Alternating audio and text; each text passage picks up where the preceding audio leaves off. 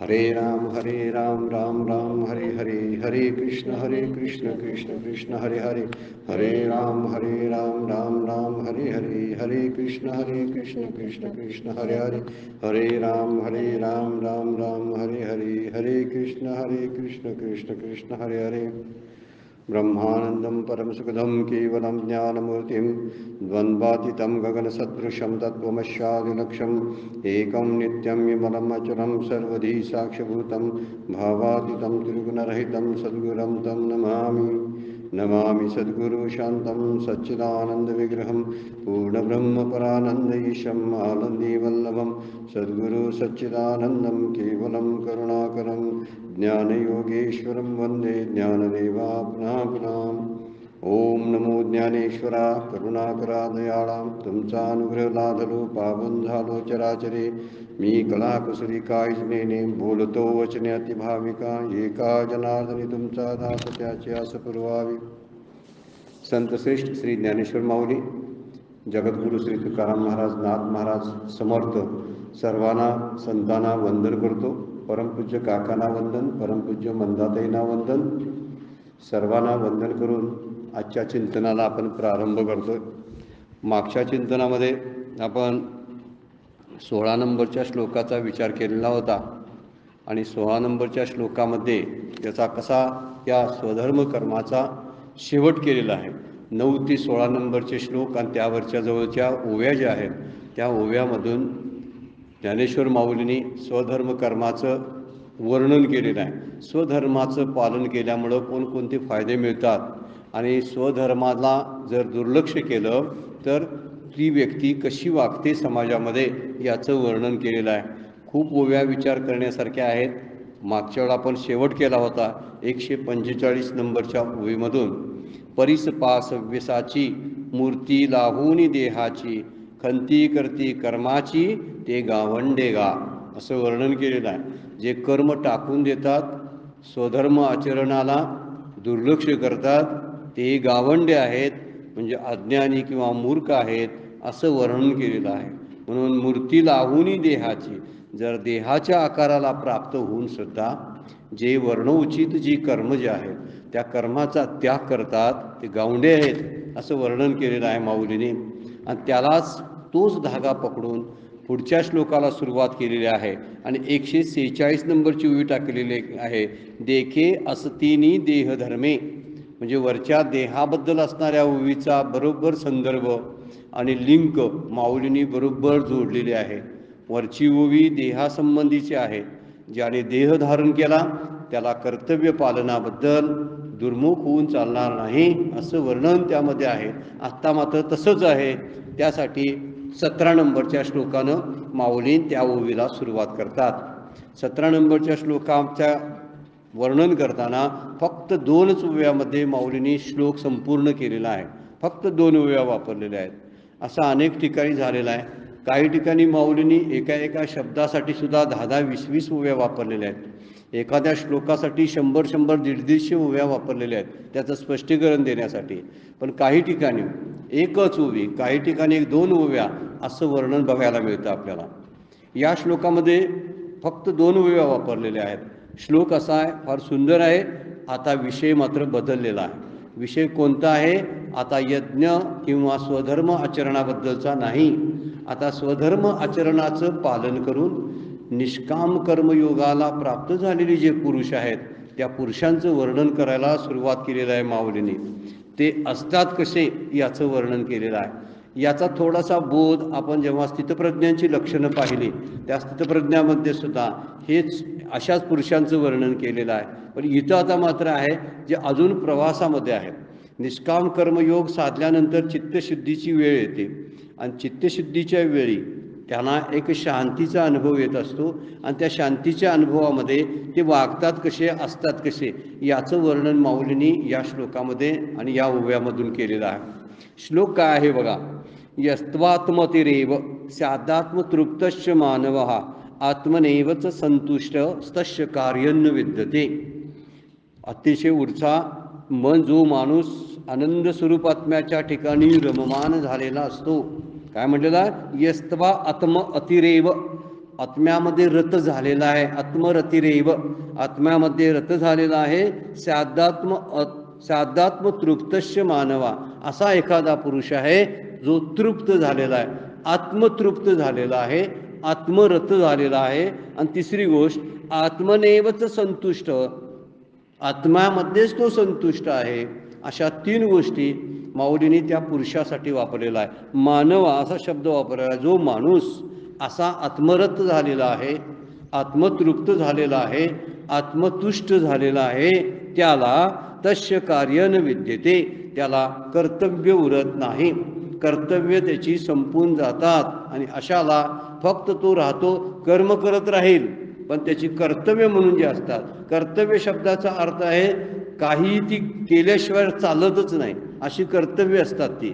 आणि ती आपल्यावर जबाबदारी पडलेली असते आणि ती करत करत आपण, पण बरेच वेळा बरेच लोक नेहमी संसाराला कर्तव्य समजतात. माझं अजून कर्तव्य आहे, कर्तव्य आहे, कर्तव्य आहे. पण कर्तव्य नसतं, ते आसक्ती असते. त्या आसक्तीनं ती कामं करत असतात. माझं अजून हे काम राहिलंय प्रपंचाचं, ते काम राहिलंय, म्हणजे ह्यांची कामं कधी संपतच नाहीत. त्यामुळं आत्मतृप्तीचा आणि आत्मसंतुष्टतेचा अनुभव त्या व्यक्तीला कधीच येत नाही. तो अनुभव यासाठी आत्मरत व्हावं लागतं, असा हा गीताकार आपल्याला सांगतात. इथे म्हणतात की यस्त्वात्मतिरेव, आत्मअतिरेव शब्द वापरला आहे, एव शब्दमध्ये आलेला. आत्मरती जो असतो तो आत्मरती साधात्म तृप्तस्य मानवा, जो तृप्त झालेला असतो म्हणजे आत्मतृप्त असतो. आत्मनेवच संतुष्ट, तो आत्मसंतुष्ट असतो. तस्य कार्य न विद्यते, त्याला कुठल्याही प्रकारचं कर्तव्य उरत नाही. आणि म्हणून माऊलींनी या श्लोकामधून 3 गोष्टी वर्णन करणार आहेत. त्यासाठी 2च उभ्या माऊलींनी वापरलेला आहे. आत्मस्वरूपामध्ये रमलेला, आत्मस्वरूपात तृप्त आणि संतुष्ट असलेला जो असतो, त्याला कोणतंही कर्तव्य उरत नाही. म्हणजे 3 वर्णन केली लक्षणं बघा. आत्मरती, आत्मतृप्त आणि आत्म्यामध्ये संतुष्ट जो असतो, हे गुण ज्यांच्याकडे आहेत त्याच्यासाठी कर्तव्य संपून जातात. तस्य कार्य न विद्यते, अर्थ काय त्याचा होतो की त्याला कुठल्याही प्रकारची कर्तव्य शिल्लक राहत नाहीत. त्यानं करावंच अशी गोष्ट राहत नाही, पण तो करत राहतो. हे त्याच्या इच्छेचं काम आहे. त्याच्या इच्छेनं त्याला वाटलं तर तो करतो. ते कर्माच्या संदर्भातलं आहे, म्हणजे ज्ञानोत्तर कर्माचा तो भाग आहे. पण एकदा ज्ञानाची प्राप्ती झाली म्हणजे आत्मतृप्ती झाली, आत्मसंतुष्टता प्राप्त झाली, तर त्याला करणं असं काही शिल्लक राहत नाही आणि तो रिकामा झालेला असतो. त्यामुळे या श्लोकामध्ये कर्तव्य कर्म करून सिद्धीला प्राप्त झालेले जे महापुरुष आहेत त्यांचं वर्णन आहे. सगळी कर्तव्य कर्म ज्याची पूर्ण झालेली आहेत अशा, किंवा कर्तव्य कर्म पूर्ण झाली असं मानतो, फार बरं काय, कर्तव्य कर्म पूर्ण झाली असं म्हणण्यापेक्षा माझी कर्तव्य कर्म पूर्ण झाली असं मानणं एक त्यामध्ये असतं. कारण कर्तव्य कर्म म्हणून चिकटून घेतलेली एक गोष्ट असते, ती कधीच पूर्ण होत नाही. माझं हे करायचं आहे, माझं ते करायचं आहे, मुलांचं हे करायचं आहे, ते करायचं आहे. झालं, ठीक आहे, मुलांची शिक्षण झाली, त्यांची लग्न झाली, आता त्याच्या पुढं कर्तव्य कर्म काही शिल्लक राहिलं नाही असं मानलं पाहिजे. पण नाही, अजून माझ्या नातवंडाचा विचार मला करावा लागतो, नातवंडांच्या शिक्षणाकडे बघावं लागतं, कारण ते नवरा बायको दोघं नोकरी करतात, अजून कर्तव्य कर्म आमची संपलेली नाहीत. असं आपण जोडून घ्यायला चालू करतो आणि सगळ्या जगाची जबाबदारी जणू काय माझ्याच डोक्यावर आहे अशा आविर्भावात, आणि ते वर्णन अभिमानानं इतरांना सांगतात, तुम्हाला काय हो, तुम्ही रिकामे आहात, आम्हाला एवढे कामं आहेत, आमच्यावर एवढ्या जबाबदाऱ्या आहेत, अशी लोक ही अभिमानाने सांगत असतात. वास्तविक तो अभिमानाची बाब नाही, लाजून सांगायला पाहिजे की मी अजूनही कर्तव्य कर्म सोडलं नाही, असं लाजून सांगायला पाहिजे. पण काही वेळा अभिमानानं सांगितलं जातं, तर ही गोष्ट फार महत्त्वाची आहे. इथं माझं कर्तव्य कर्म संपलं असं तो मानतो. आता ठीक आहे, मला यापुढं आता करणं काही शिल्लक राहिलेलं नाही, अशी त्याची स्थिती झालेली असते. अशा स्थितीत असणारा जो असतो त्याला आत्मरती म्हणतात, किंवा त्याला आत्मतृप्त किंवा आत्मसंतुष्ट म्हणतात. 146 नंबरची आणि 147 नंबरच्या ओवीमध्ये माऊलींनी त्यावरती भाष्य केलेलं आहे. भाष्य फार बोलका आहे आणि आपल्याला स्पष्टीकरण मिळण्यासाठी त्याचा उपयोग होतो. हा आत्मअतिरेव जो असतो तो कसा आहे, देखे असतेनी देह धर्मे, तोची एक न लिंपे कर्मे. वर्णन कसं केलंय, जो देहामध्ये तो माणूस आनंद स्वरूप, तो माणूस जो आहे पुरुष, तो देहामध्ये असतो, देह इंद्रियांच्या स्वाभाविक कर्म चालू असून सुद्धा तो त्या कर्माने लुप्त होत नाही। आणि पुढे जो अखंडित रमे आपणपाची तो आत्मस्वरूपात अखंड रमतो। आपणपाची म्हणजे आपल्या स्वरूपामध्ये। आपणपा शब्द या शब्दाचा अर्थ आहे स्वतःमध्ये रमतो, आत्मस्वरूपामध्ये रमतो। देहधर्म सगळा जो आहे तो चालू असतो। देह इंद्रियांची स्वाभाविक जी कर्म असतात ती चालूच असतात, ती काही टाकून चालत नाहीत। कुठंतरी जायचं आहे, कुणाला भेटायचं आहे, कुणाशी बोलायचं आहे, कुणाला मार्गदर्शन करायचं आहे, या सगळ्या गोष्टी त्याच्या चालू असतात। ही देहधर्माची कामं आहे चालू असतात, तरी सुद्धा तो त्या कर्माने जी कामं करत असतो त्या कर्मानं तो लुप्त होत नाही। लुप्त शब्दाचा अर्थ आहे तिथं आसक्त होत नाही, तिथं जोडला जात नाही। तो सुटा राहतो सगळ्या कामापासून। काम असतं पण संबंध जोडत नाही, हळूहळू त्यामधून बाहेर पडतो, मनानं तो बाजूला असतो। कमळपत्राचं एक उदाहरण मागच्या वेळा दिलेलं आहे। कमळपत्र जसं पाण्यामध्ये राहून सुद्धा त्याला पाण्याचा एखादा थेंब सुद्धा चिकटत नाही, तशाच पद्धतीनं ही जी व्यक्ती आहे ती समाजामध्ये असते, सगळ्यांसारखी वावरते, सगळ्यांसारखी दिसते, सगळ्यांसारखी कर्म करत आहे असं वाटत असतं, पण सगळ्यांपासून बाजूला असते। असे हे रत असणारे म्हणजे कशात असतात? आपल्याच आत्म्यामध्ये रत असतात। रत म्हणजे रममान झालेले असतात। असं रममान झालेला जो शब्द आहे त्यामुळे ते रमत नाहीत संसारामध्ये। संसारामधल्या कुठल्याही गोष्टीचा इंटरेस्ट ते कशातच इंटरेस्ट घेत नाहीत। इंटरेस्ट न घेता काम करतात, मात्र त्याला कर्म म्हणतात। आणि इंटरेस्ट घेऊन केलेलं काम जे असतं त्याला आसक्ती म्हणतात। म्हणजे त्यांची आसक्ती संपलेली असते, अशा अर्थानं ते संसारामध्ये राहत असतात। पण माणूस काय करत असतो? आपला संबंध नेहमी संसाराशी जोडून ठेवत असतो। त्यामुळं आपली प्रीती म्हणजे ज्याला आपण आवड म्हणतो त्यालाच आपण काय म्हणलेलं आहे? राग म्हणतो आपण त्याला। राग आणि द्वेष हे दोन शब्द प्रसिद्ध आहेत शास्त्राचे, वेदांत शास्त्राचे। त्यातला राग जे आहे त्या रागाला प्रीती म्हणतात। आपण म्हणतो तो मराठीतला शब्द राग, त्याला क्रोध म्हणतात वास्तविक, पण आपण मराठीतले शब्द तो राग क्रोधाच्या अर्थी राग शब्द वापरतो। पण खऱ्या अर्थानं हा पारमार्थिक शब्द जो आहे वेदांताचा, त्याचा राग या शब्दाचा अर्थ आसक्ती आहे, आवड आहे। त्यामुळे आपली प्रीती किंवा आपली आवड कुठं असते? इंद्रियांच्या भोगाशी, म्हणजे स्त्री पुत्र इतर जे धन आहे त्या सगळ्याशी आपण जोडलेलो असतो। त्यांच्याशी जोडणं म्हणजे आपली ती आवड असते, आपली प्रीती असते, तृप्ती एक असते। यामध्ये तृप्तता एक सांगितलेली आहे। ती तृप्ती ही जेवणानं सुद्धा पूर्ण होते। आपण जेवलो की तृप्त होतो, ही जेवणातली एक तृप्ती जेवणानं होते। आणि तुष्टी ज्याला आपण म्हणलेला आहे, आत्मसंतुष्ट शब्द वापरला आहे, ती तुष्टी ही धनानं होते किंवा काहीतरी प्रॉपर्टी काहीतरी असतं, स्थावर जंगम जी स्थिती असते, स्थावर जंगम मालमत्ता जी असते त्या मालमत्तेनं त्याची तुष्टी होते। पण खरंच हे पदार्थ आपल्याला तुष्ट करतात का? खरंच आपल्याला हे पदार्थ तृप्ती आणि आत्मरत करतात किंवा प्रीती निर्माण खरंच करतात का? ही प्रीती पूर्णपणे चालते का शेवटपर्यंत? हे प्रेम असंच राहतं का? नाही राहत। जरा विचार केला तर लक्षात येईल। त्यामुळे संसाराशी कुठलाही संबंध कायमस्वरूपी राहत नाही। ही प्रीती, ही तृप्ती, तुष्टी पूर्णच होत नाही। कधी प्रीती पूर्ण झालेली आहे? आवड माणसाची कधी ते पूर्ण झाली सांगा बघू? केव्हाच होत नाही। आज हे आवडतंय तर उद्या दुसरं आवडतंय, तिसरं आवडतंय परवा, असं आवड कधी पूर्णच होत नाही। सारखं सारखं ही प्रीती सारखी प्रत्येक गोष्टीबद्दल वाटायची लागते। नवरा बायकोमध्ये असलेली प्रीती सुद्धा प्रीतीच्या स्वरूपात काही वर्ष सुरुवातीच्या टप्प्यात असते, पण पुढे जाऊन ती प्रीती कमी व्हायला लागते। सर्वसाधारण गोष्ट आहे। उलट तरी म्हातारपणी त्या एखाद्या नवऱ्याची सेवा करावी लागली तर हा म्हातारा मरून का जाईना असं ती बायको बोलत असते। मग प्रीती कुठं राहिली सांगा? गेलीच ना। म्हणजे प्रीती राहत नाही। सगळं जग, सगळा संसार परिवर्तनशील आहे, सतत बदलतो। त्यामुळे प्रीतीची जागा त्या ठिकाणी द्वेषाने घेतली जाते, प्रेम संपून जातं। कारण प्रेम हे संसाराशी संबंधित असतं। म्हणून जर ते प्रेम जर आत्म्याशी संबंधित असतं, देवाशी संबंधित असतं तर ते संपत नाही, ते तसंच वाढत वाढत राहतं। पण जर ते संसाराशी प्रपंचाशी संबंधित असेल तर ते खंडित होतं, त्याच्याबद्दलची गोडी हळूहळू कमी होत जाते। एखादी चांगल्यातला चांगला कपडा जरी घेतला, एखादी चांगल्यातला चांगली एखादी साडी जरी घेतली, तरी एकदा दोनदा एकदा चारदा वापरलं की त्याच्याबद्दलची आवड नष्ट व्हायला लागते। बघा, माणसाचा गुणधर्मच तो आहे। थोडंच 4 दिवस असतात ते, नव्याचे 9 दिवस असा शब्द जो आला आहे तो बरोबर आहे, त्यातून आलेला आहे। काही दिवसापुरतं बरं वाटतं आणि काही दिवसानंतर निघून जातं. तशीच कारण काय आहे त्याचं बघा. हा संसार कसा आहे, जड आहे, तसाच तो नाशवंत आहे आणि दुःखरूप आहे.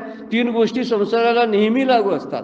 जड म्हणजे कसा आहे, तर तो काही इकडं तिकडं हलत नाही, जड रूपानं आहे. त्याच्यामध्ये चैतन्य नाही आहे, ते त्याच्यामध्ये काय नाही की त्याचं हलणं डुलणं नसतं, त्यामुळे तो जड रूपानं आहे. दुसरी गोष्ट तो नाशवंत आहे, म्हणजे तो संपणार आहे. रोज नाश त्याचा सुरू झालेला असतो. आपण बघतो सगळे विकार, सर्वसाधारण संसाराचा विचार करायचा राहू दे, देहाला 6 विकार आहे. अस्ति जायते, काय वर्णन केलेलं आहे, विपरीत मते वर्धते, विपरीत मते क्षीयते, म्रियते. 6 विकार शरीराला आहेत. तसे सगळे संसाराला विकार आहेत. ह्याच्यामध्ये चालू होतं, वाढ होते, बदल होतो, हळूहळू क्षीण होतं, मरून जातं, म्रियते शेवटी शब्द वापरलेला आहे. हे काय आहे, नाशवंत आहे. आणि तिसरी गोष्ट आहे, संसार दुःखरूप आहे. त्याच्याकडून आपल्याला सुखाची प्राप्ती कधीच होत नाही. किती घामाघूम होऊ दे आणि काम करू दे, किती प्रयत्नाने कष्ट करू दे, तरी दुःखी असतोच तो असतो. कारण संसाराचं स्वरूप आहे. आणि जर संसाराशी मी जोडून घेतलं तर मी जड राहतो, मी नाशवान राहतो आणि मी दुःखरूप राहतो. का? मी दोस्ती कुणाशी केली? संसाराशी. संसार आहे कसा, जड रूप आहे, तो दुःखरूप आहे, नाशवान आहे. पण आत्मा कसा आहे, देव कसा आहे, चेतन रूप आहे. जडाच्या बरोबर विरोधार्थी शब्द आहे बघा, चेतन आहे. इकडं नाशवान शब्द वापरला, पण देव कसा आहे, अविनाशी आहे. आत्मा अविनाशी आहे. आणि शेवटी दुःखरूप आहे संसार, पण इथं आत्मा मात्र सुखरूप आहे. हे जड, नाशवान आणि दुःखरूप, इथं चेतन, अविनाशी आणि सुखरूप, असे विरुद्धार्थी शब्द संसार आणि आत्मासाठी वापरलेले आहेत. आत्मा म्हणजे देव, दुसरं काही मानायचं नाही. बरेच जण म्हणतात आत्मा आत्मा आत्मा, कुठे आहे तो आत्मा? देव म्हटलं की लगेच कळतं, प्रतिमेतून आपल्याला कळतो, सगुणात तो भजता येतो, त्यामुळं त्यालाच आत्मा समजायचा. हा आत्मा जर आपला आत्मा हा विठ्ठल, देह काय म्हटलेला आहे, तर देहात राहणारा आत्मा हा विठ्ठल आहे. देह हे मंदिर आहे आणि त्या मंदिरामध्ये आत्मा हा विठ्ठल आहे. तो विठ्ठल रूपामध्ये त्या मंदिरा हृदयाच्या गाभ्यामध्ये राहत असतो. हृदयामध्ये राम असं वर्णन माऊली करतात. हा हृदयामध्ये राहणार आहे. तसा आत्मा आणि देव हे समानार्थी शब्द आहे. तर हा देव कसा आहे, चेतन रूप आहे, अविनाशी आहे आणि सुखरूप आहे. पण त्याच्याशी आपली दृष्टी होत नाही, आपण रत त्याच्याशी होत नाही. रत म्हणजे रमणे. इथं शब्द एक वापरलेला आहे बघा, यस्त्वा आत्म अतिरेव, आत्म्यात रत असतो तो आत्मरती. काही वेळा आत्मक्रीड उपनिषदानं शब्द वापरलेला आहे. आत्मक्रीड म्हणजे आत्म्याशीच खेळत असतो. आत्मरत झालं की आत्मक्रीड होतो.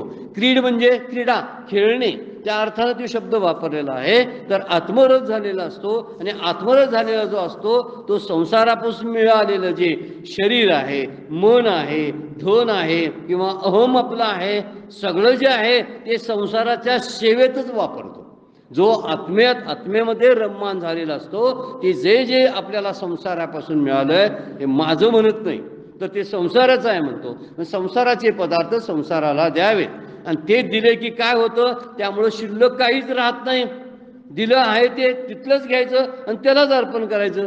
आपण काय, आपल्याकडं काय असतंय, माझ्याकडं माझं काय नाही. असं कबीरांचा दोहा आहे, मेरा मुझमे कुछ नहीं, जो कुछ है सब तोर. तुझंच आहे तेव्हा सगळं, तुला अर्पण करायचं. इथला नारळ घ्यायचा, त्याचाच नारळ घ्यायचा आणि त्या देवालाच नारळ अर्पण करायचा. आता त्यालाही आनंद तो होतो. आपण गंगा पूजन करतो बघा. आता गंगा पूजन ज्यावेळी कुठून तरी आलेला असतो, ती गंगा घेऊन घराकडे येतो, त्याने गंगेचं पूजन घरात केलं जातं. मग ते गंगेचं पूजन करताना गंगेचं पूजन कशानं करायचं, गंगेच्या पाण्यानंच करायचं. किती गमतीशीर गोष्ट आहे बघा.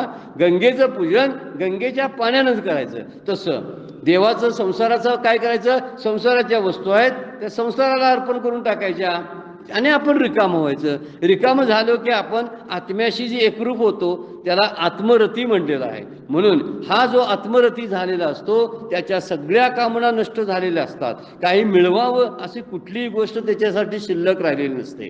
कारण आत्म्यामध्ये मिळवणं नसतं, बाहेर संसारामध्ये मिळवणं असतं आणि त्याचा संबंध त्यानं संसाराशी तोडून टाकलेला असतो.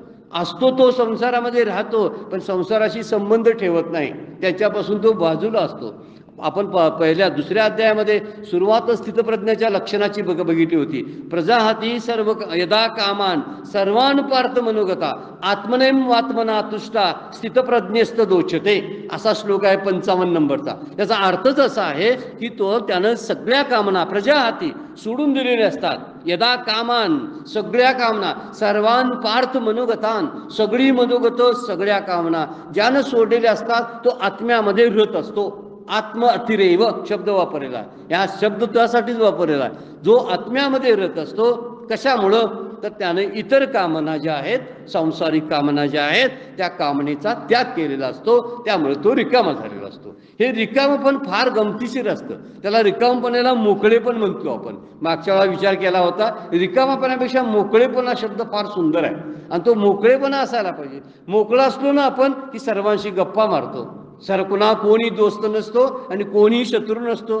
दोस्ती करायला सुद्धा काहीतरी आतमध्ये असावं लागतं तेही त्याच्यात नसतं आणि शत्रुत्व यासाठी सुद्धा द्वेषभावना असायला पाहिजे ती नसते.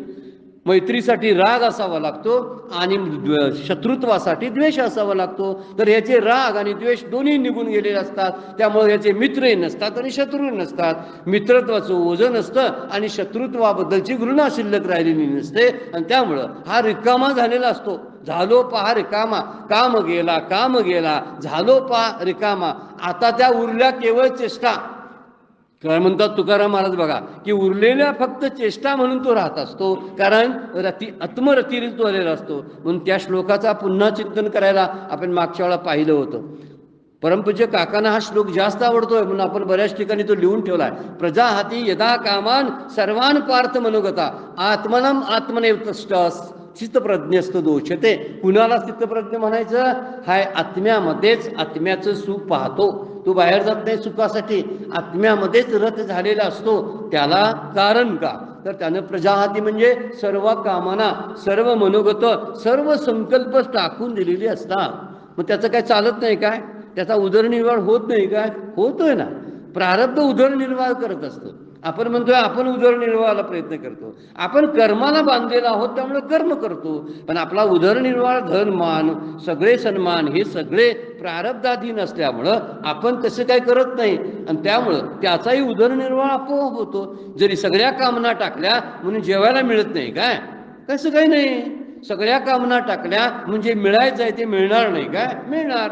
कामना मनातून टाकलेल्या आहेत. कर्म तरी चालूच असतं. प्रयत्न चालू असतात आणि प्रारब्ध ते आपल्या वाट्याला जे आहे जे द्यायचं आहे ते देऊन टाकते जण रिकाम होते. प्रारब्ध आपल्याकडे काही ठेवत नाही. प्रारब्ध संपायलाच लागते ना. ते भोगून संपतेच आणि देता देता सुख देतं दुःख देतं काहीतरी देत असतं प्रत्येक वेळा.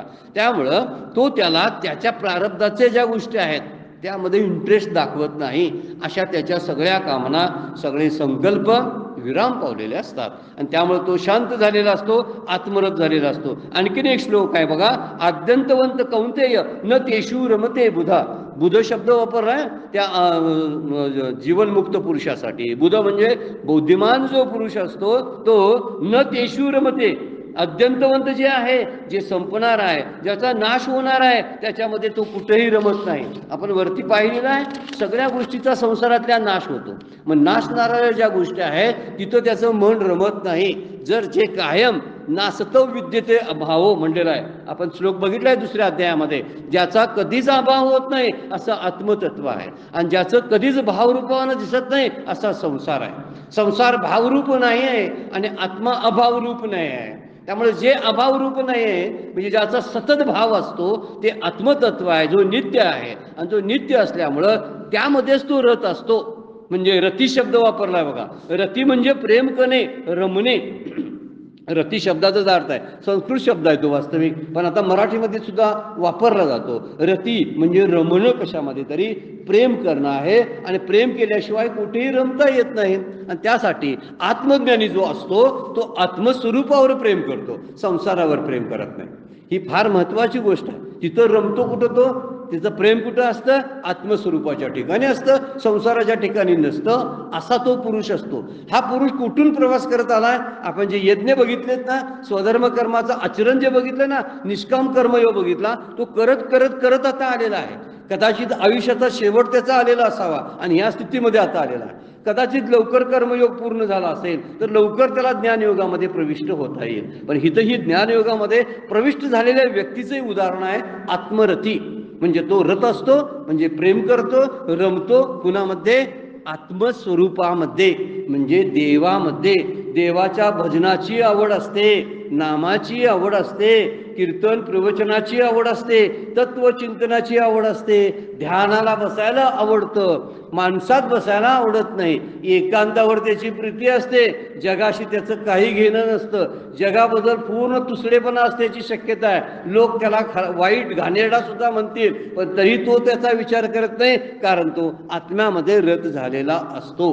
म्हणून माऊलींनी वर्णन केलेलं आहे की जो वर्णन करताना देखे असतेनी देह धर्मे, तो देह धर्माचं सगळे पालन करत असताना सुद्धा तोची एक न लिपे कर्मे, या संसाराच्या कर्मामध्ये लिप्त होत नाही. जो अखंडित रमे आपण पेची, तो कुठं रमतो? तर आत्मज्ञानी पुरुषाचं प्रेम आत्म्यावरती असतं आणि आत्मा हा निरतिशय प्रेमाचा विषय आहे, असे वेदांत शास्त्राचं वाक्य आहे. निरतिशय प्रेम म्हणजे त्याच्या इतकं श्रेष्ठ दुसरं कुठलाच नाही गोष्ट, म्हणून तो आत्मा श्रेष्ठ दर्जाचा आहे. निरतिशय म्हणजे त्याच्या वरचढ काय नाही. आणि सातिशय म्हणजे काय? विरुद्धार्थी शब्द आहे बघा. सातिशय म्हणजे त्याच्यापेक्षा तरतम भावानं काहीतरी जास्त असतं. विषय सातिशय असतात. सातिशय म्हणजे एक विषय सापडला की त्याच्यापेक्षा दुसरा मोठा विषय सापडला तर पाठीमागचा विषय गोड वाटत नाही, तो कमी वाटायला लागतो, मग त्याच्यावर चढ, मग त्याच्यावर चढ असं वाटायला लागतं. तसं आत्म्याचं नाही. आत्मा निरतिशय आहे, म्हणजे त्याच्यापेक्षा वरचढ असं काय नाही, कारण आत्मा आनंद स्वरूप आहे. तैत्तिरीय उपनिषदामध्ये एक वर्णन केलेलं आहे बघा, आनंद ब्रह्मेती व्यजानात, म्हणजे आनंद स्वरूप हेच ब्रह्मस्वरूप आहे. आनंदाचं त्याचं स्वरूप कसं आहे? आनंद स्वरूप आहे आणि तेच ब्रह्मस्वरूप आहे. म्हणून म्हटलेलं आहे आनंदो ब्रह्मेती व्यजानात. व्यजानात म्हणजे तो ब्रह्मस्वरूप असतो अशा वर्णनात. म्हणून आत्मरूपी जो असतो, आत्मज्ञानी असतो, तो आत्मस्वरूपावर प्रेम करतो आणि त्यातच रत असतो. म्हणून आत्मरत वर्णन त्याचं आचार्यांनी सुद्धा वर्णन फार सुंदर केलेलं आहे. जे आत्मरत झालेले असतात ना, ते कसे आहेत? शिवस्तुती कोणी वाचली असेल तर त्या शिवस्तुतीमध्ये वर्णन केलेलं आहे बघा. काय म्हणतात बघा भगवान शंकराचार्य त्यामध्ये, आत्मात्मम गिरिजामती सहचरा प्राणा शरीराम ग्रहम. वर्णन कसं करता? पूजा ते विषय भोग रचना, निद्रा समाधी स्थिती, संचार पदयो प्रदक्षिणा, विधी स्तोत्रानी सर्व गिरो, यदत कर्म करो मी तद्दत अखिल शंभो तव आराधनम. सुंदर श्लोक वर्णन केलेला आहे बघा. आत्मात्वम म्हणजे आत्मा तूच आहेस वर्णन करताना, शंभोचं वर्णन करताना, भगवान शंकरांचं वर्णन करताना म्हणतात आत्मा तूच आहेस. गिरिजा माझी बुद्धी आहे. गिरिजा म्हणजे पार्वती उमा ही माझी बुद्धी आहे म्हणतात त्या. गिरिजा माझी बुद्धी. गिरिजा मती, मती शब्द वापरलाय. मती म्हणजे बुद्धी. सहचरा प्राणा, माझा सोबती कोण आहे? प्राण आहे माझ्या सोबतीला. दुसरं कोण आहे? काय वर्णन इथं आहे का बघा? बाहेरच्या संसारातलं एकही वर्णन या श्लोकामध्ये बघायला मिळणार नाही. सहचर कोण आहे? माझा प्राण आहे. आणि शरीरम ग्रह, शरीर हे माझं घर आहे. मी कुठं राहतो? तो जो आहे आत्मा, तो राहतो शरीरामध्ये, म्हणून माझं शरीर हे माझं घर आहे. दुसरं काय म्हणतात बघा, काय म्हणतात? पूजा ते विषय भोग रचना. मी विषय भोग जर घेतो ना, ती तुझी पूजा आहे. फार अगदी वरच्या लेवलची गोष्ट आहे. तुकाराम महाराजांनी वर्णन केलेलं आहे. विषय तो त्यांचा झाला नारायण, तेच वर्णन इथं आहे बरं काय. काय म्हणतात? पूजा ते विषय भोगा, विषय भोग घेणं ही तुझी पूजा आहे. म्हणजे भगवंताच्या स्मरणामध्ये जे विषय भोगतात ते विषय भोगतच नाहीत तर भगवंताची पूजा करतात. सुंदर विचार आहेत हा, पण आपण लक्षात घेत नाही. विषय भोगण्याला कुठेही हरकत घेतली नाही. फक्त विषय भोगत असताना आपण आत्मरत असलो पाहिजे.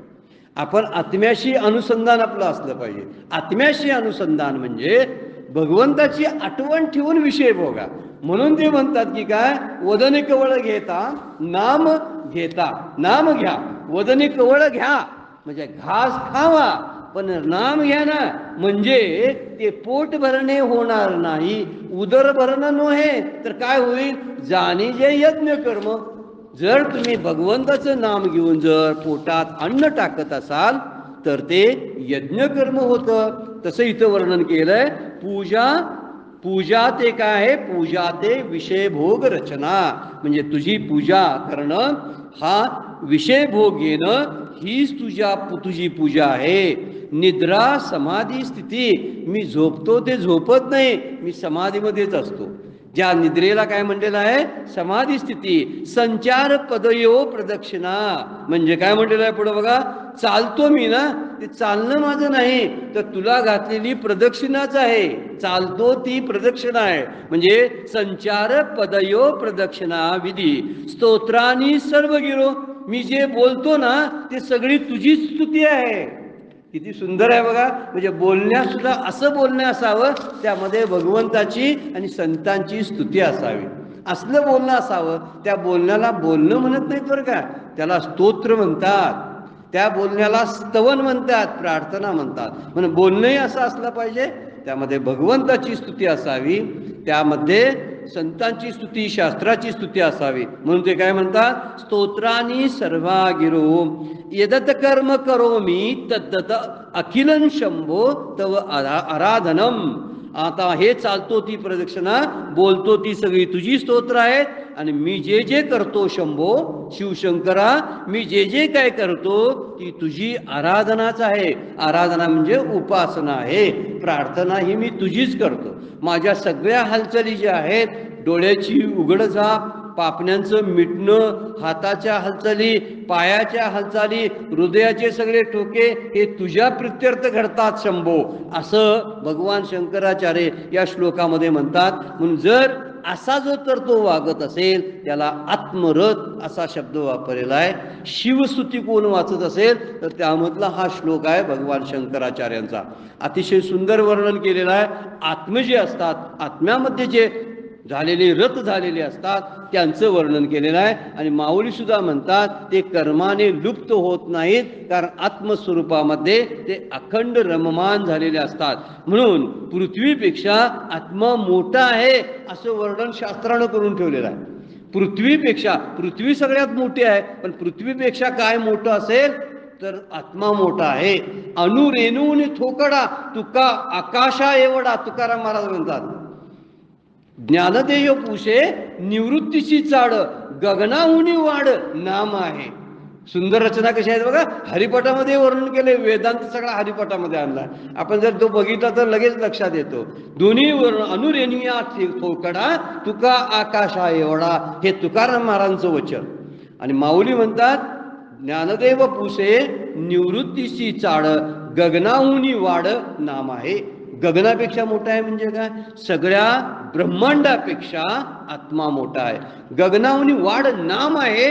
तो नाम शब्द आत्म्यासाठी वापरलेला आहे. आपण म्हणतो ते काय साध्या स्वरूपात माऊलीने सगळा हरिपाठ लिहिलेला आहे. साधा नाही बरं काय, ते बरेचसे उपनिषदाचं भाष्य आहे, ते हरिपाठ, वेदांताचं भाष्य आहे हरिपाठ, जर आपण खोलात जाऊन त्याचा अभ्यास करायला लागलो तर. म्हणून इथं म्हणतात पृथ्वीपेक्षा आत्मा मोठा, म्हणजे आत्मसुख हे सर्वश्रेष्ठ दर्जाचं सुख आहे. त्यासाठी निरतिशीय शब्द वापरलाय बघा.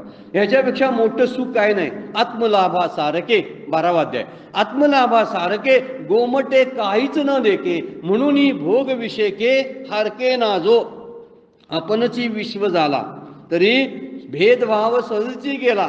वर्णन पुढं 12व्या अध्यायामध्ये केलेलं आहे. आपण पाहावं ते तिथं पहिले केलेलं वर्णन. आत्मलाभासारखं गोमट काहीच त्याला मिळत नाही, काहीच बघायला मिळत नाही, असा तो आत्मरथ झालेला असतो. फार सुंदर एक श्लोक आलेला आहे, सुभाषित म्हणायला हरकत नाही. त्यजत देकम कुलशार्थे ग्रामशार्थे कुलम त्यजत. काय काय वर्णन करतात बघा. त्यजत एकम कुलशार्थे ग्रामशार्थे कुलम त्यजत. ग्रामम जनपदशार्थे आत्मार्थे पृथ्वी त्यजन. वर्णन करताना म्हणतात कुलाचं हित जर करून घ्यायचं असेल आणि जर एखाद्या व्यक्तीचा त्याग करावा लागत असेल, जरूर करावा.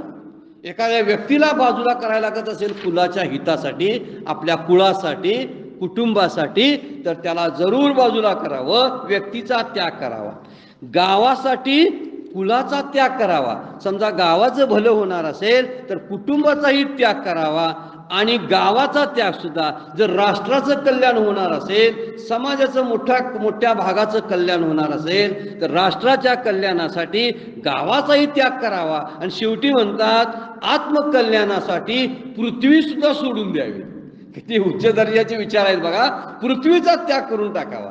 एका व्यक्तीसाठी कुटुंब सोडायला आलं तर कुटुंबाच्या प्रेमासाठी, कुटुंबाच्या स्त्रियासाठी व्यक्तीचा त्याग करावा. गावासाठी कुटुंब सोडावं आणि राष्ट्रासाठी गावही सोडायला लागलं तर हरकत नाही. परंतु जर आत्मकल्याण जर साधायचं असेल, आत्म्याला प्राप्त करून घ्यायचं असेल, तर पृथ्वीचाही त्याग करायला मागं पुढं पाहू नका, असं वर्णन केलेलं आहे. आता पृथ्वी त्यागापेक्षा आणखीन कुठली? पृथ्वी ही सगळ्यात मोठी मानलेली आहे.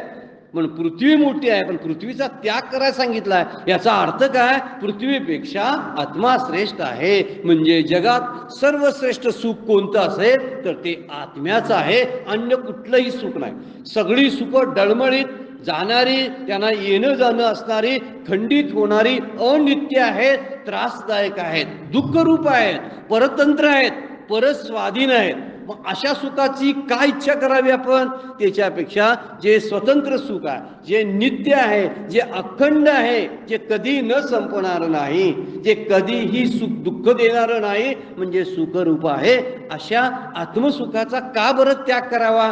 फार सुंदर श्लोक आहे, विचारात घ्यावा. आता बोललेला आहे तर आपणही लिहून घ्यावा घरी जाऊन, म्हणजे वही असेल तर समोर लिहून घ्यावा आणि तो पाठांतरातही ठेवा. म्हणजे कुणाच्या त्यागासाठी, कुणाचा त्याग करावा. म्हणतात तेजत एकम कुलशार्थे, एका व्यक्तीचा त्याग कुलासाठी करावा. ग्रामस्यार्थे कुलम त्यजत, गावासाठी कुळाचाही त्याग करावा. ग्रामम जनपदशार्थे, जर सगळ्या राष्ट्राचा जर उद्धार होणार असेल तर गावाचाही त्याग करावा. आणि आत्मार्थे पृथ्वी त्यजत, जर आत्म्याची प्राप्ती होणार असेल तर पृथ्वीचाही त्याग करावा. म्हणजे पृथ्वी, ब्रह्मांड हे आत्म्यापेक्षा कमी लेखलंय. ह्या जो विचारवंत आहे ज्यांनी हा श्लोक लिहिलाय त्यांनी सांगतात ते की पृथ्वीपेक्षा सर्वश्रेष्ठ काय असेल, सगळ्यात मोठं सुख कोणतं असेल तर ते आत्मसुख आहे. म्हणजे भगवंताच्या पासून मिळणार जे आहे ते सुख सर्वात मोठं आहे. आणि म्हणून सगळ्यांचा त्याग करावा असं सांगितलेलं आहे. एका व्यक्तीपेक्षा कुल मोठं असतं, कुलापेक्षा गाव मोठं असतं, गावापेक्षा राष्ट्र मोठं असतं, राष्ट्रापेक्षा पृथ्वी मोठी असते, पण पृथ्वीपेक्षा मोठा आत्मा आहे. म्हणून आत्मस्वरूपालाच आपण वरावं म्हणजे त्याचाच स्वीकार करावा. या कुठल्याही संसारिक सुखाचा असेल सुख, पण त्याच्यामध्ये नित्यता मानू नये, विवेक दाखवावा आणि त्याच्याबद्दलचं वैराग्य यावं. संसार सुखाबद्दलचं वैराग्य आलं की आत्मसुखाची प्राप्ती आपोआप होत असते, ज्ञानाची प्राप्ती होत असते. म्हणून अंतःकरणामध्ये आपण आत्मरत असलो पाहिजे, आत्मरती असलं पाहिजे. कुठं? अंतःकरणामध्ये. बाहेर आपलं देहधर्म चाललेलेच आहेत. माऊली म्हणतात देहधर्माप्रमाणे देहाच्या क्रिया सगळ्या चालू आहेत, पण जो आहे तो इथं लुप्त होत नाही संसाराच्या क्रियेमध्ये, तर तो आत्मस्वरूपामध्ये अखंड रमतो. असे 146 नंबरची ओवी आपल्याला सांगते. त्यामुळं एकांतात सुद्धा भेटल्यानंतर का लोक सुख भोगत नाहीत काय माहीत नाही. एकांतात समजा जर पती पत्नी असतील तर घरातली भांडणं करून भांडत बसतील बागेमध्ये जाऊन, नंतर मजा करावी, गप्पा माराव्या, प्रेमाच्या गोष्टी कराव्यात, नाही असं वाटत त्यांना. का सुख मिळत नाही, जवळ असलेलं प्राप्त करून घेत नाहीत, का भांडत राहतात कुणाला माहिती. पण छोट्या छोट्या कारणं कसली असतात? धनाची, वादविवाहाची, आसक्तीची, नात्यांची, ही सगळी कारणं बाहेर काढायची आणि एकांतामधलं असलेलं सुख सोडायचं आणि भांडत राहायचं. हे काय म्हणायचं? वास्तविक परस्पराच्या मिलनामध्ये तृप्ती असते हे त्यांना काही कळतच नाही. त्यामध्ये धन आणतात, वादविवाद करतात आणि सगळी तृप्ती घालून जातात. म्हणून ईश्वराची प्राप्ती अगोदर झालेली आहे आपल्याला. आपण इतके महान आहोत कारण आपल्याला शरीर मानवाचं प्राप्त झालेलं आहे. सगळ्यात श्रेष्ठ दर्जाचा प्राणी भूतलावर कोणता असेल तर तो मानव प्राणी आहे. त्यातला मी आहे ना, म्हणजे मी श्रेष्ठ दर्जाचा नाही का? आहे. मी अगदी विचित्र आहे म्हणायला हरकत नाही. विचित्र म्हणजे मी कुणाशी माझं जुळत नाही, म्हणजे मला एक स्वतंत्रता आहे, वेगळेपणा देवानं मला दिलेला आहे. माझ्या हाताचे ठसे कुणाला जुळतात का बघा? माझ्या डोळ्याच्या बावल्या आणि समोरच्या डोळ्याच्या बावल्या जुळतात का बघा? नाही जुळत. माझ्या हातावल्या रेषा आणि दुसऱ्याच्या हातावल्या रेषा जुळतात का बघा? एकही अशी व्यक्ती ईश्वरानं बनवली नाही की जी समान असेल. असेल देहामध्ये समान, आकार कदाचित समान असेल, पण आतलं अंतःकरण, आतल्या बऱ्याचशा सूक्ष्म गोष्टी आहेत त्या प्रत्येकासाठी भिन्न दिल्यात. म्हणजे आय एम स्पेशल असं वाटलं पाहिजे. आपण वाटतच नाही, आपल्याला स्पेशालिटी आपली कळलीच नाही. ज्याला स्पेशालिटी कळली म्हणजे मी आत्मस्वरूप आहे, ही माझी स्पेशालिटी आहे, मी वेगळा आहे सगळ्यांच्यापेक्षा, ही माझी स्पेशालिटी आहे. आता ही स्पेशालिटी जर कळली तर बरं होईल. म्हणून ईश्वराची प्राप्ती मला अगोदरच झालेली आहे. आता माझं काम काय आहे, ईश्वराच्या प्रेमरसामध्ये, त्याच्या भजनामध्ये मग्न आहे. मी आता मग्न आहे आणि त्यामुळं मला जगातल्या कोणत्याही गोष्टीचं स्मरण होता कामा नाही. संसारातली कुठलीही गोष्ट मला आवडता कामा नाही. तर बरीचशी माणसं काय करतात, भजन करत असताना सुद्धा संसार आठवतात. किती वाईट गोष्ट आहे हो. त्यांना कळलं नाही भजनातला आनंद घेता आला नाही, त्यांना आत्मरती होता आलं नाही. माऊलीने आत्मरतीसाठी ही ओवी वापरलेली आहे. एकासाठी एक ओवी वापरलेली आहे, पुढच्या 2 शब्दासाठी परत एक ओवी वापरलेली आहे. ही आत्मरतीवर आपण स्पष्टीकरण चाललेलं आहे. यामध्ये ते म्हणतात, जे समोर सुख असताना सुद्धा लोक भांडण काढतात, जेवणाच्या ताटावर सुद्धा असे अप्रिय विषय काढतात, अप्रिय लोकांचं नाव काढतात. तुम्हाला ठाऊक आहे काय हो, आता बासुंदी मस्त झालेली असते, बासुंदीचा घोट घेताना म्हणतात, तुम्हाला ठाऊक आहे का हो, गेल्या वर्षी आपला अपमान त्या माणसानं कसा केला होता. अरे बापरे, जेवणाच्या ताटावर तो विषय का बरं काढावा, आनंद घ्यावा ना. शांतपणे बसलेलो आहोत आपण सगळे कुटुंबीय आणि अप्रिय विषय काढायचे, अपमानाचे विषय काढायचे, कोणीतरी निंदा केली ते विषय काढायचे आणि त्यामध्ये आपलं सुख जे आत्मसुख आहे ते घालवायचं. असं करू नये म्हणतात. जेवत आहे ना, जेवत राहायचं. त्याच्यापेक्षा जेवणाचं, उद्याच्या जेवणाचं कसं करायचं याचा विचार करू नको. आत्मरती असतो तो वर्तमान काळामध्ये जगतो. आपणही वर्तमान काळामध्ये जगणं शिकलं पाहिजे असं माऊलींचं मत आहे. त्यामुळं माऊली काय म्हणतात ह्या ओवीमध्ये, ते म्हणतात, देखे असतेनी देह धर्मे. स्वाभाविक जे देहाचे धर्म आहेत तो देहामध्ये असतो, तोची एक न लिंपे कर्मे. पण संसारातल्या कुठल्याही कर्मानं तो लिप्त होत नाही. जो अखंडित रमे आपणपेची, जो आत्म्यामध्ये आपल्या स्वस्वरूपामध्ये जो रममान असतो, तो असा हा सत्पुरुष महात्मा आहे, ज्याचं वर्णन श्लोकामध्ये केलं, माऊलींनी केलेलं आहे. आपण आत्ता एकच ओवी घेऊ शकलो, कारण ही फार श्रेष्ठ दर्जाची ओवी आहे. ही ओवी लिहून घ्यायची आहे. 147 आणि 146 आणि 147 दोन्ही ओव्या लिहून घ्याव्या, कारण त्यामध्ये फार मोठे सिद्धांत सांगितलेले आहेत. आत्मरत जो पुरुष आहे, आत्मतुष्ट आहे आणि आत्मतृप्त आहे, ही तिन्ही लक्षणं या 2 ओव्यामधून टाकलेल्या आहेत. पुढच्या वेळी आपण पुढच्या ओवीचा विचार करावा. आत्ताची वेळ संपलेली आहे. आजची सेवा सद्गुरूंच्या चरणी, भगवान ज्ञानेश्वरांच्या चरणी अर्पण करतो आणि वाणीला विराम घेतो. पुंडलिक वरदा हरी विठ्ठल.